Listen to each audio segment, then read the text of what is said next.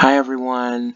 So today we're going to be looking at John, the 14th verse of the first chapter, and this is, what we're actually going to do is we're going to look at the preceding 13 verses so that we can get some more context on the 14th verse. And then see, what we can take away from that. So I'm going to go, actually going to, go to that full chapter. So we're going to start at the very first verse of the first chapter of the book of John. So it says, "In the beginning was the Word, and the Word was with God, and the Word was God. He was with God in the beginning. Through him all things were made. Without him nothing was made that has been made. In him was life, and that life was the light of all of mankind. The light shines in the darkness, and the darkness has not overcome it. There was a man sent from God whose name was John. He came as a witness to testify concerning that light, so that through him all might believe. He himself was not the light. He came only as a witness to the light. The true light that gives light to everyone was coming into the world. He was in the world, and though the world was made through him, the world did not recognize him. He came to that which was his own, but his own did not receive him.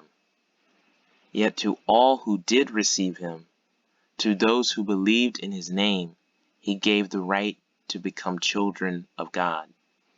Children born not of natural descent, nor of human decision or a husband's will, but born of God. The Word became flesh and made his dwelling among us. We have seen his glory, the glory of the one and only Son, who came from the Father, full of grace and truth." So, first thing that is important to recognize here is that, I'm going to go back to the document here.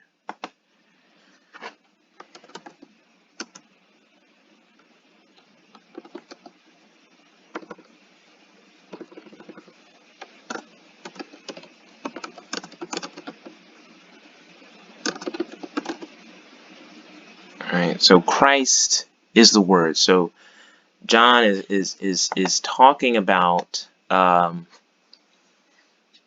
Word, right? In the beginning was the Word, and the Word was God, was with God, and the Word was God.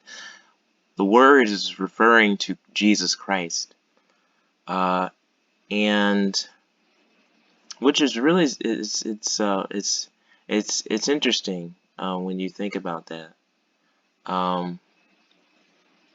But Jesus, not only in his teaching, in his example, but in his life, he exemplified a word. He represented a word of redemption, a word of grace, a word of love.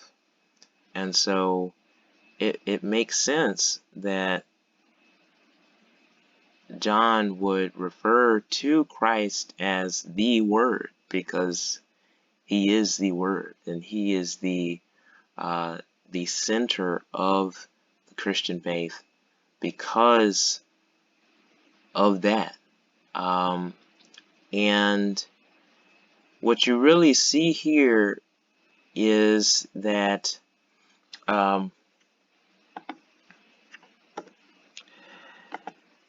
you see that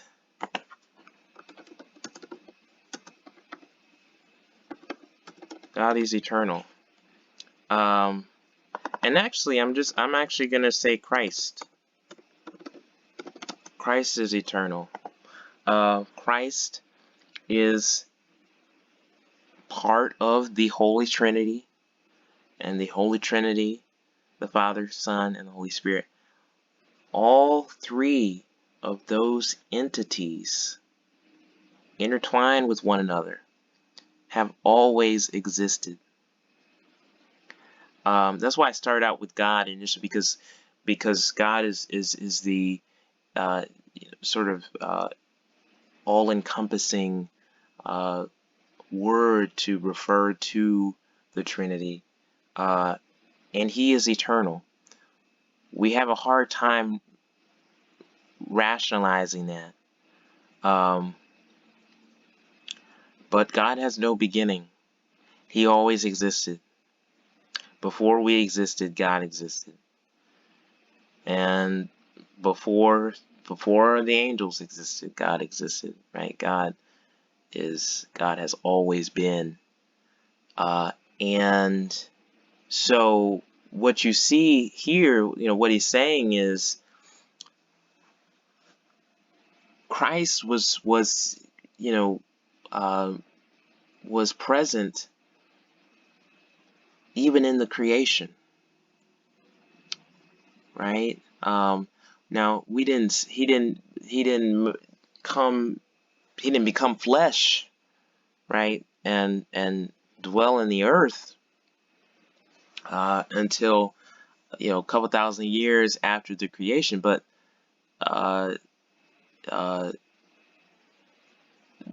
he in fact existed along with the Father and the Spirit before man was even a thought, and so Christ was not sort of a last-ditch effort, by God the Father to redeem humanity. Christ was already part of the equation. So it's really interesting to think about it that way. And He is the light of the world. That is essentially what John is saying here. He is, in fact, the light of the world. And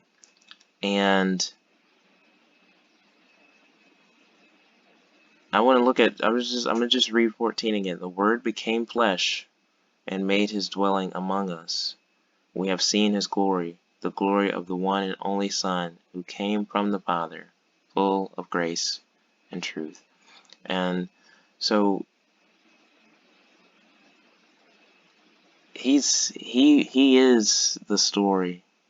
There's a reason why so much attention is devoted to Jesus, because He is the fulfillment of the Old Testament, and He is the center of our faith. He is the reason why our faith exists in the way that it does today.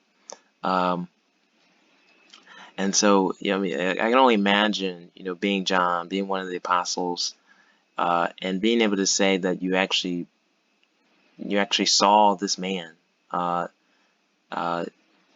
this extraordinary man, the King of all kings, the Lord of all lords. You saw divinity in the flesh. I can't imagine what that experience must have been like. But it was definitely, I think it was definitely significant for him because of the significance of who God was. John he's saying here that Christ is the be all end all. That's what he's saying. He's saying He is the light. He's the light. He is the answer. He is the solution.